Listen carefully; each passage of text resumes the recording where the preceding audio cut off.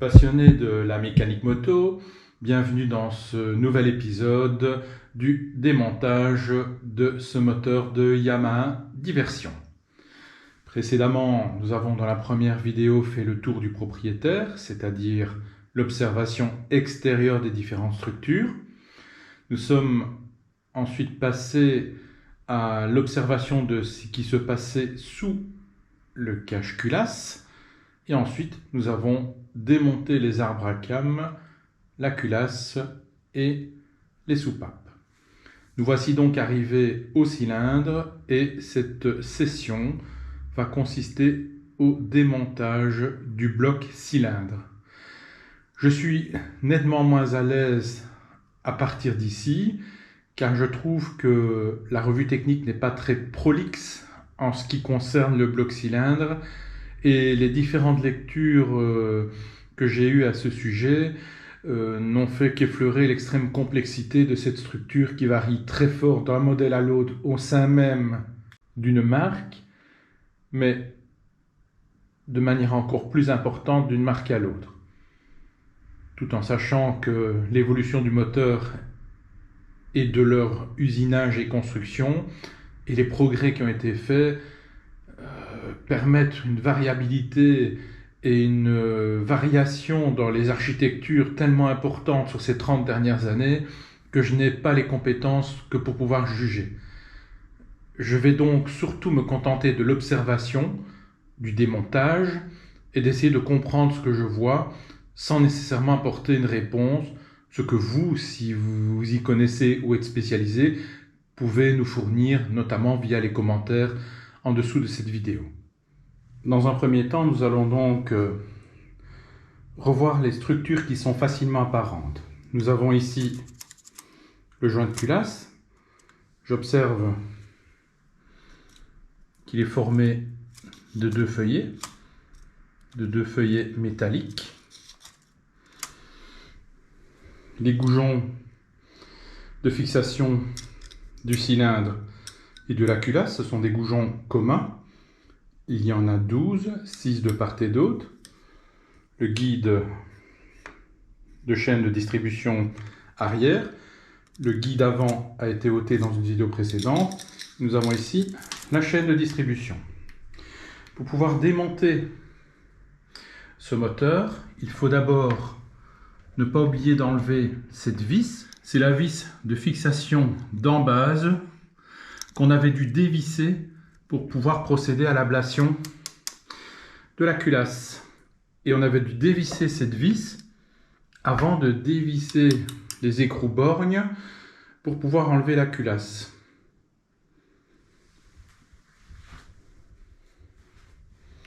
À l'arrière du bloc cylindre se trouvait le tendeur de chaîne qui a fait l'objet d'une découverte complète dans une vidéo précédente.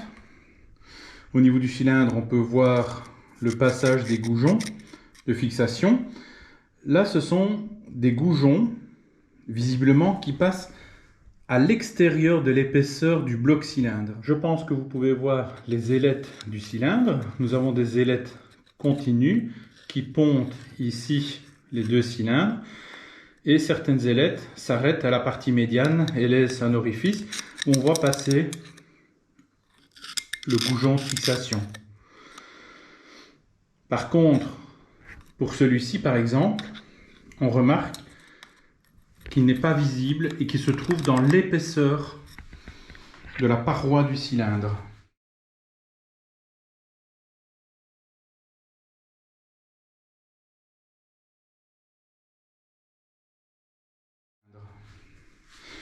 D'ailleurs, on peut objectiver à cet endroit une douille qui pourrait être une douille de positionnement, de centrage, qu'on retrouve ici, qu'on retrouve à cet endroit-ci. Je n'en retrouve pas ailleurs et on en retrouve une ici. Il faut savoir qu'au niveau de ces douilles correspondent également en vis-à-vis sur la culasse la possibilité d'un passage vers des canaux pour la lubrification de certains composants. Voici la culasse vue par le bas, par en dessous si vous préférez. Ici vient s'appliquer le joint de culasse que l'on a vu tout à l'heure à la partie supérieure du bloc cylindre. Le tournevis se trouve dans le canal pour le passage du goujon de fixation. Et vous vous rappelez, nous avions évoqué l'existence d'un canal qui se trouve ici et qui sert à laisser passer des liquides lubrifiants, qui correspond d'ailleurs à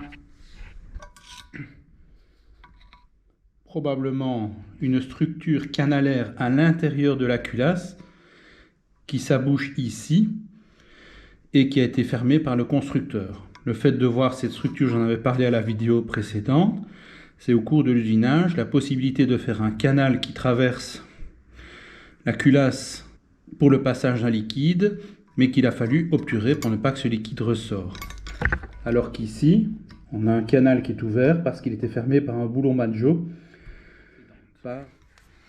Et on retrouve d'ailleurs en face de cet orifice l'équivalent avec également un canal. Alors, de l'autre côté de la culasse, on a également une structure qui est beaucoup plus large, qui correspond au passage du goujon de fixation. Mais là, par contre, je ne retrouve aucun orifice pour le passage de liquide par la lubrification. Il en va de même ici, mais également ici. Les autres orifices sont des orifices classiques pour le passage des goujons de fixation, sans plus. Enfin, une des structures principales du moteur, ce sont les pistons, au nombre de 4, un par cylindre, avec à leur partie supérieure l'empreinte pour éviter le contact avec la soupape. Ce piston est en très mauvais état, mais juste au bout de mon tournevis, il y a une petite flèche. Et cette flèche a pour information d'indiquer le sens dans lequel le piston doit être positionné. Il va falloir que je vérifie la raison pour laquelle on doit absolument le mettre dans ce sens-là et pourquoi on ne peut pas l'inverser. En fait, la raison, elle est facilement explicable. C'est par le fait que tout simplement les soupapes n'ont pas la même dimension. On sait très bien que la soupape d'échappement est plus grande que la soupape d'admission, donc je présume qu'il doit y avoir que ça doit être la raison. Alors, pour s'orienter, vous avez la chaîne de distribution qui pend, le bloc cylindre, le carter à l'avant et la vis de fixation d'embase. Même si la chaîne tombe dans le puits, on s'en fout à ce stade-ci, puisque logiquement on va enlever le bloc cylindre et qu'elle sera donc accessible.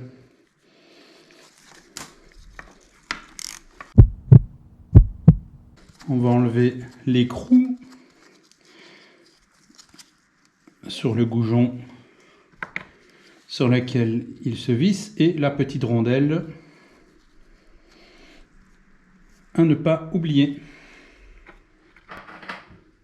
Et hop, nous voilà sur un autre plan de travail. On va ôter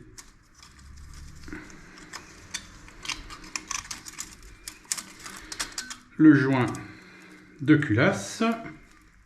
Donc ce joint est visiblement composé de 3 feuillets. Ça ne doit pas être très bon de séparer les feuillets, mais ici c'est quand même dans le but d'un écolage.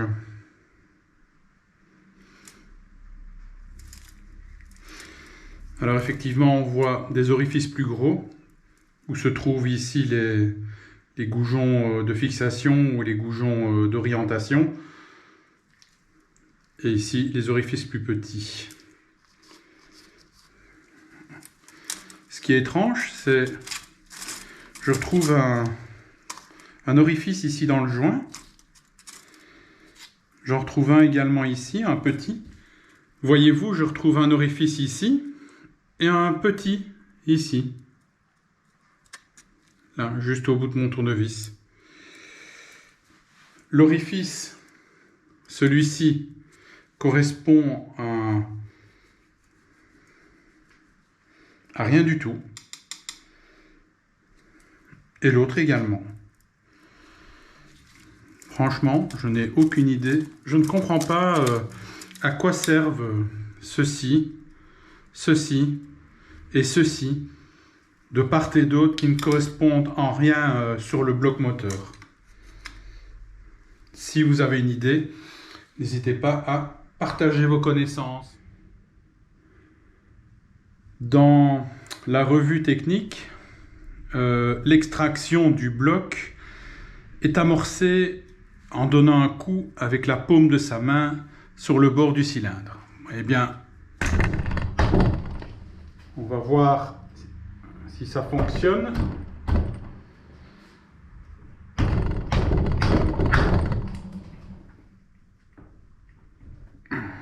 Ça, je me doutais qu'on pouvait l'oublier. De ce côté-ci, ça a l'air de vouloir s'extraire. De ce côté-là, c'est plus difficile. Donc, je crois que je vais essayer, en utilisant un bout de bois pour ne pas abîmer le cylindre, de le repousser, puisque tout ça doit être grippé avec le temps. Alors, la grosse erreur, évidemment, ce serait de taper sur les ailettes, même avec un marteau souple. Je pense qu'on va les casser. C'est d'ailleurs ce qu'ils ont probablement fait à ce niveau-ci, puisque je vois qu'il y a des ailettes cassées. Alors, soit le moteur est tombé ou a basculé, soit ils ont essayé d'extraire le bloc cylindre, ils ont tapé directement dessus et ils ont cassé des ailettes qui ont un rôle primordial sur la dissipation de la chaleur produite par le moteur. Allons-y.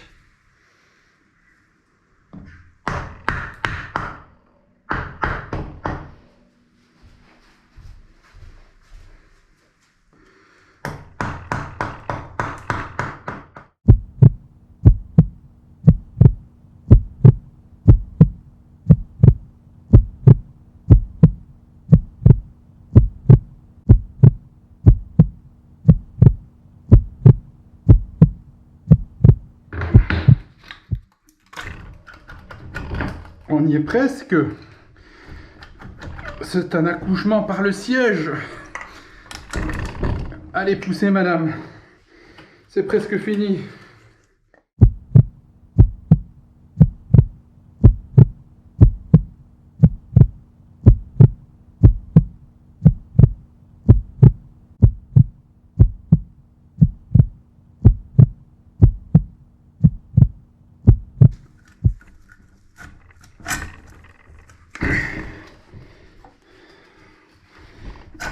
Eh ben, j'aurais bien gagné ma journée aujourd'hui. Allez. Allez. Encore un petit coup. Et voilà. Waouh.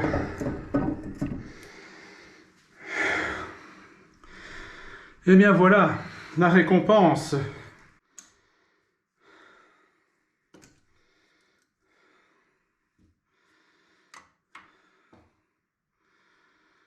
Ouh.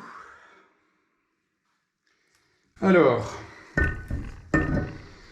nous allons continuer sur cette partie du moteur avant de revenir sur le bloc cylindre. Je vais d'abord enlever le joint d'embase. Celui-ci doit être systématiquement remplacé lorsqu'il est démonté ou lorsque l'on enlève le bloc cylindre. C'est en tout cas la recommandation de la revue technique que j'ai parcourue. Voilà. Un joint tout simple.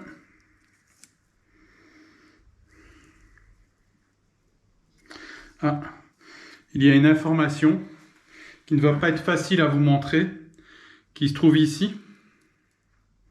Hop, donc vers le haut. Donc cette partie doit se trouver vers le haut et non pas comme ceci. Donc il y a un un sens pour mettre en place ce joint d'embase. Ensuite, on va essayer d'enlever le guide de chaîne postérieur. Alors, dans la revue technique que j'ai,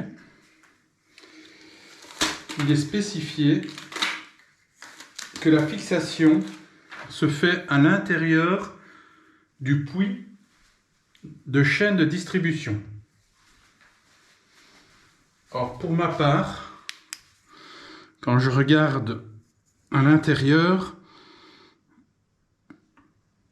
il n'y a aucun système de fixation accessible, mis à part ici probablement une vis filetée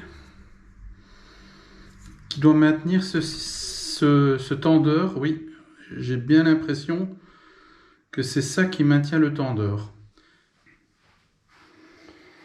Alors,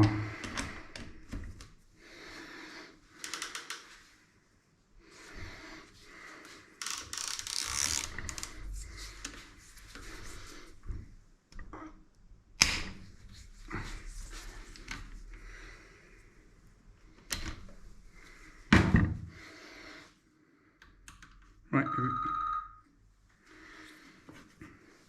Effectivement, j'observe avec le dévissage de cette vis filetée que le guide de chaîne commence tout doucement à se libérer. Ouh, une rondelle. Ah ben ça va être gai hein, pour pouvoir remettre ce système en place.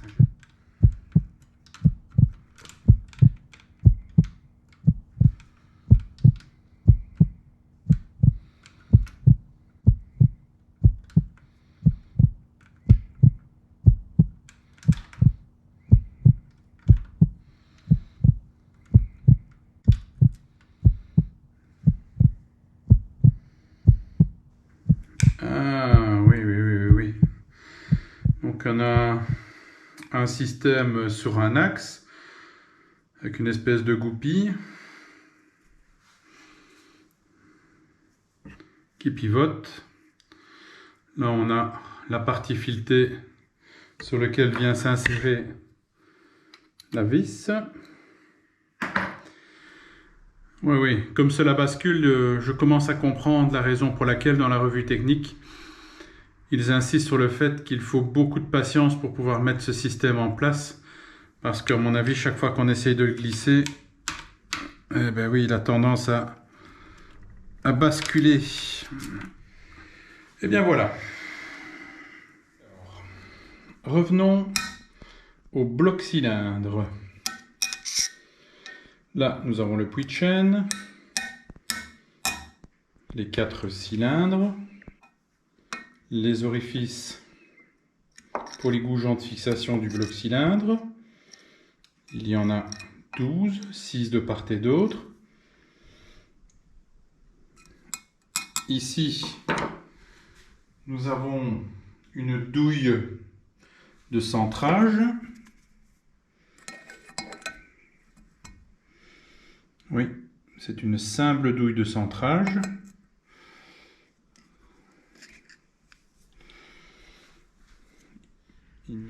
Donc c'est simplement, je pense, pour le positionnement correct de la culasse sur le cylindre, puisque c'est la culasse qui vient se positionner ici.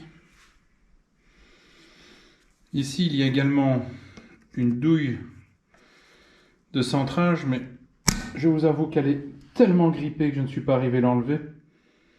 Et puis ici, nous avons 2 autres douilles de centrage.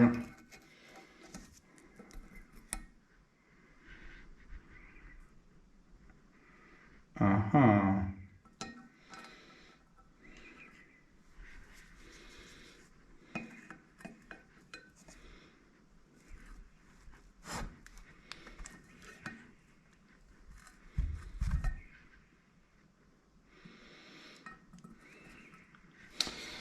Avec une particularité, c'est qu'au niveau de ces orifices, il y a un joint.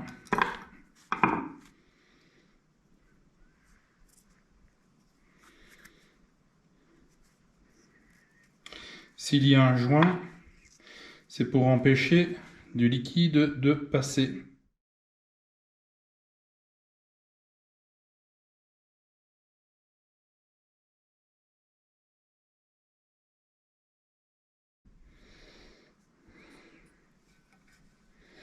Donc ça veut dire qu'il y a probablement de l'huile qui passe par ici.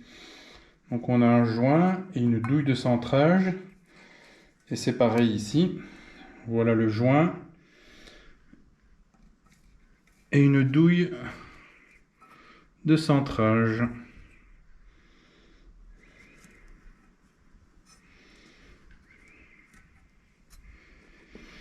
Donc, c'est probablement par ici que passe l'huile pour lubrifier les différentes composantes de la culasse. Puisqu'il n'y a aucun autre endroit par où peut passer l'huile. Alors, nous avons retourné ce fameux bloc cylindre. Nous sommes à la partie postérieure, puisque voici où vient s'insérer le mécanisme du tendeur de chaîne de distribution. C'est ce qu'on appelle les chemises des cylindres. Alors ça, pour moi, ça a été une grande découverte. Je pensais que le tout était usiné en un bloc. Mais en fait, non. Il y a des chemises qui sont usinées dans des matériaux bien particuliers, avec des propriétés bien particulières, qui sont enchâssées à l'intérieur. On observe en rouge ici un joint. C'est un joint torique.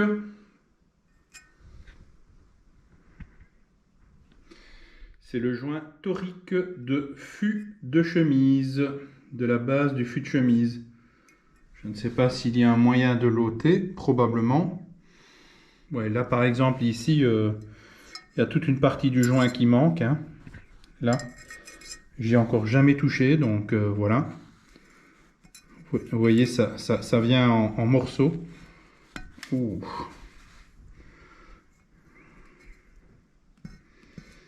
C'est dégueulasse. Pareil ici, il manque une bonne partie du joint. Donc je suppose que tout ça est à remplacer. Ah voilà, on le voit venir. Ah, il vient en petits morceaux.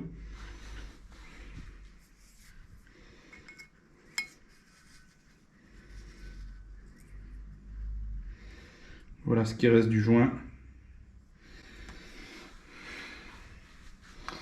Alors, nous observons ici une douille de centrage. Et ici, il y a une douille bien particulière. En fait, c'est ce qu'on appelle, je pense, un anneau d'étanchéité.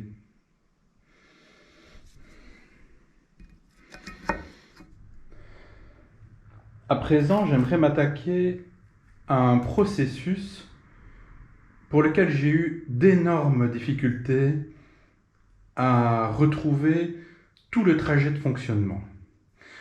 C'est le circuit de lubrification des arbres à cames et de la culasse. C'est un moteur refroidi par air. C'est la raison pour laquelle il y a toutes ces ailettes qui sont grandes et profondes, car elles permettent la dissipation de la chaleur produite lors de la combustion des gaz. Il n'y a pas de refroidissement par eau dans ce moteur. Donc, nous n'aurons qu'un circuit de distribution d'huile et pas de circuit de distribution d'eau. Nous allons donc essayer de retracer le trajet de l'huile depuis le carter lorsqu'elle est envoyée sous pression par la pompe à huile et de voir quel trajet elle suit dans les cylindres et dans la culasse pour lubrifier les arbres à cames, la pignonnerie, etc. Pour cela, Nous allons y aller étape par étape. La première chose est de se rappeler de la particularité des goujons, en fait pas vraiment des goujons, mais de l'endroit où s'insèrent dans le carter les goujons de fixation de la culasse et du bloc cylindre. Vous pouvez remarquer que ici, les goujons sont intimement en contact avec le carter. Il n'y a aucun passage pour rien du tout. Il en va de même pour celui-ci, celui-ci, celui-ci, celui-ci, etc. Là, nous avons un espace autour du goujon, mais c'est un espace qui a été créé pour une douille de centrage. Il n'y a aucune communication avec un canal ou un circuit de distribution, quel qu'il soit. Revenons du côté droit du moteur. Si vous êtes très attentif, vous allez remarquer qu'à cet endroit, il y a un orifice pour un canal. Et ce canal, à mon avis, c'est un canal qui mène directement à la pompe à huile. Je pense que la pompe à huile doit être dans ses environs, en toute logique, et envoyer l'huile sous pression, et elle arrive à ce niveau. À ce niveau, l'huile a deux trajets. Soit elle vient par ici, et remonte dans le canal autour du goujon, soit elle passe dans cette gouttière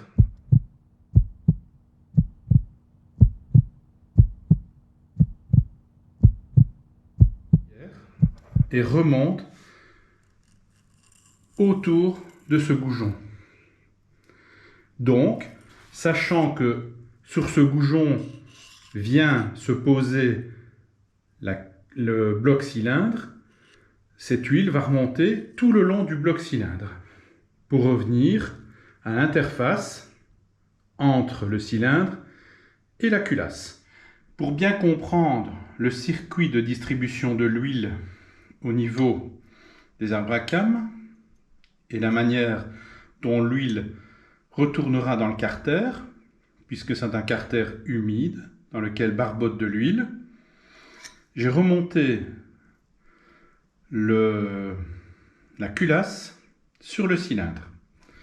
Ici, nous sommes à l'avant. Les lumières d'échappement se trouvent ici. Vous vous rappelez que les goujons passent à ce niveau-ci et à ce niveau-ci. Il en va de même pour les 12 goujons de fixation. La particularité se situe ici et ici, c'est-à-dire du côté droit du moteur, c'est-à-dire en vis-à-vis de ce que je vous ai montré un peu plus tôt au niveau du carter.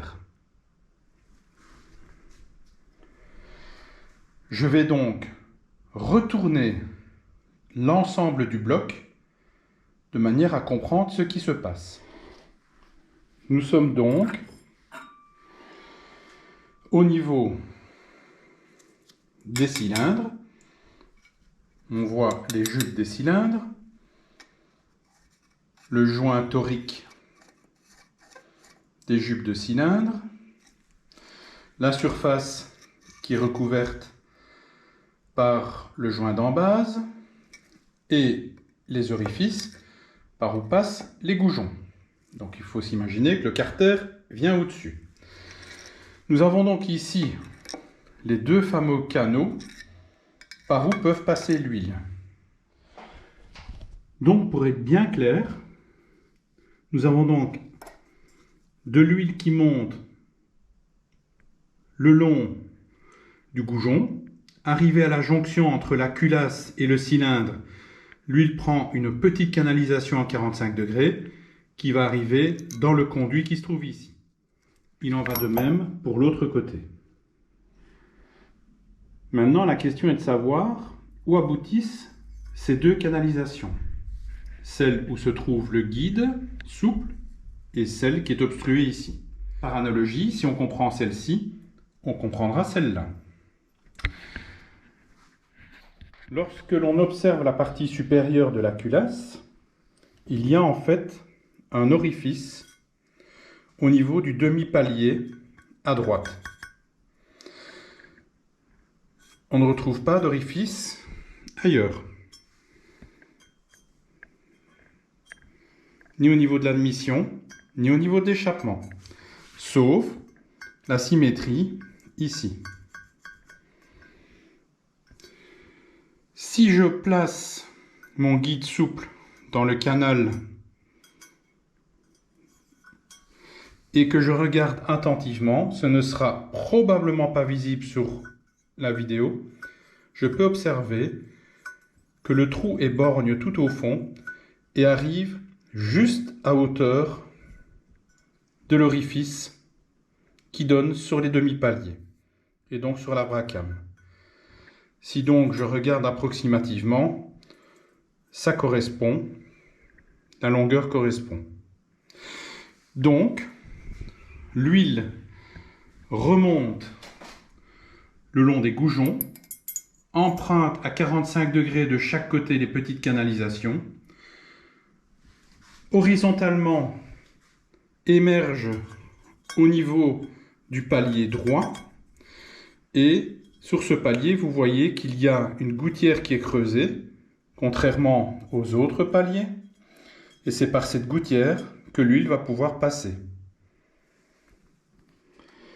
J'ai remis l'arbre à cames afin que vous puissiez observer, par exemple sur ce demi-palier, vous voyez que cette structure est lisse, alors qu'ici, nous observons qu'elle a été creusée une gouttière qui se trouve exactement à hauteur de la gouttière correspondante que l'on a vue tout à l'heure. C'est donc par là que l'huile va sortir et se répandre dans la culasse au niveau des arbres à cames. Le même processus se produit de l'autre côté.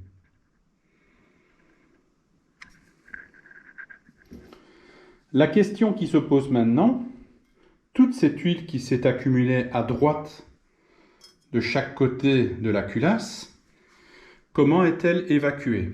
Eh bien, si vous regardez dans le puits dans lequel passent les tiges de soupape et le système de ressort qui permet de contrôler le mouvement des soupapes, il y a dans le fond un orifice.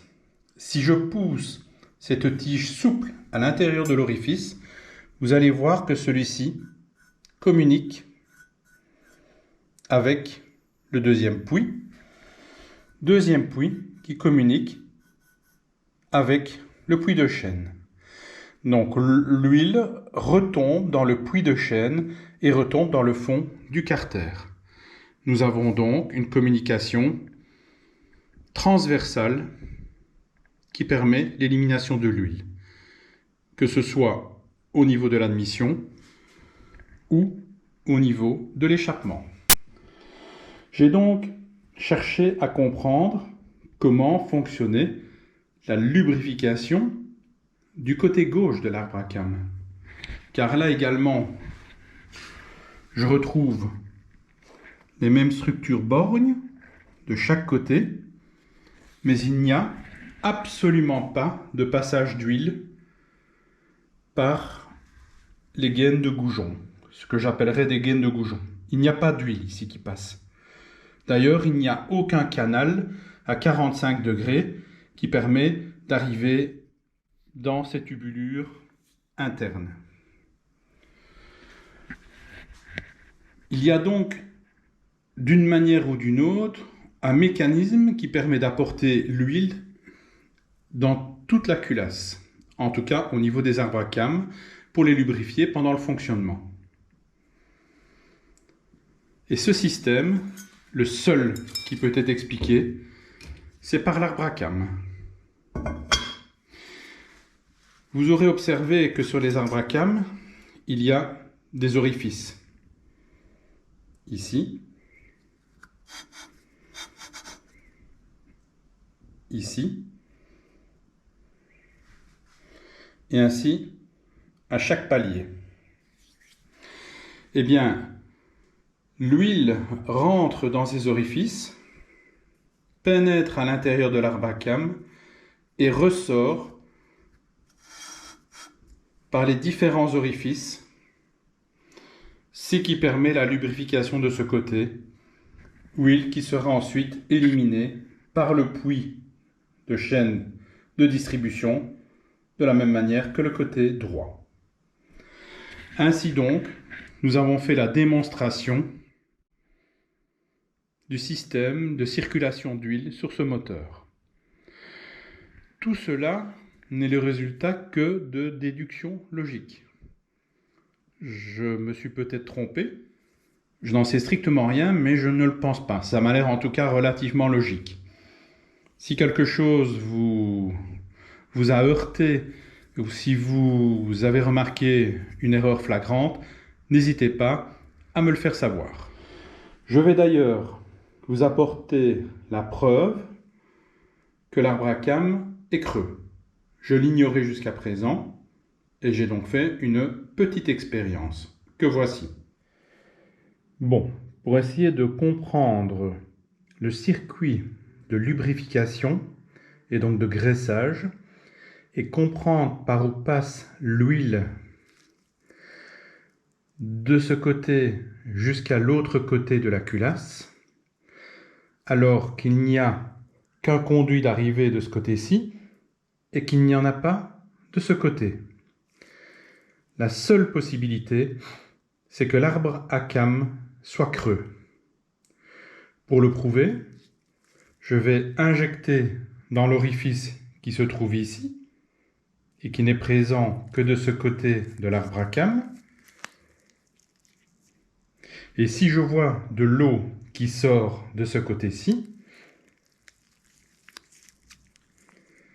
c'est que l'arbre à cames est creux et on a pu comprendre le mystère de la lubrification de la partie droite de l'arbre à cames. Je vais donc prendre une seringue remplie d'eau, je vais la mettre sur le trou et injecter en force et nous allons voir si de l'eau sort du côté droit. C'est le cas. Victoire, on a compris.